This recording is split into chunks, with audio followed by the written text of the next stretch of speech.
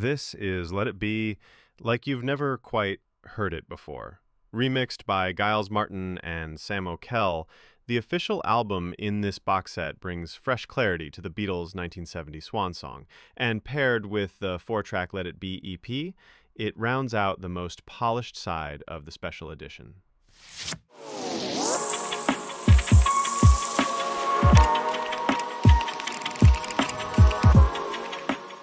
Let's get into it. For a lot of Beatles fans, Let It Be has always felt a little messy, not just in tone, but in how the album came together behind the scenes. This remix feels like it rights some of those wrongs. It's more balanced, less drenched in strings and choir, and gives each Beatle a little more space to shine. You're not just hearing a cleanup, you're hearing a reinterpretation that brings the music into sharper focus without rewriting history. The pressing here is top-notch. The black vinyl is weighty, quiet, and gorgeously mastered. The new stereo mix gives tracks like Across the Universe and Let It Be a more intimate warmth. Guitars feel more textured. Ringo's drumming hits with a bit more presence, and Paul's vocals cut through on the title track. If you've only heard the original Phil Spector mix, this might be a bit of a revelation. Now let's talk about the bonus four-track EP included in the box set. This one's short but sweet and adds a few essential extras. Across the Universe, beautifully cleaned up, still dreamy.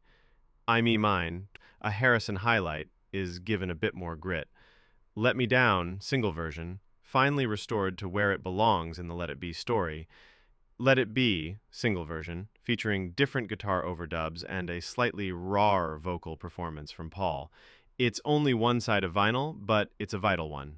Think of it as a mini companion to the album, filling in the gaps, giving you both the hits and the subtle differences completists will love. Before we move on, if you're enjoying this breakdown, hit that like button and subscribe. Seriously, it costs you nothing, but it helps me grow the channel and bring more rare vinyl content straight to you. If you're into the Beatles, this series is just getting started. So, how does this new mix feel overall? For me, the remix brings out the emotional tension in a much more direct way. Two of Us has this bittersweet edge that wasn't as clear before. Dig a Pony and I've Got a Feeling have more punch, and Let It Be just sounds right. It's cleaner, more direct, and less buried in syrupy production. The remix doesn't replace the original, it recontextualizes it. It's not perfect, but it's probably the most listenable version of the album for modern ears.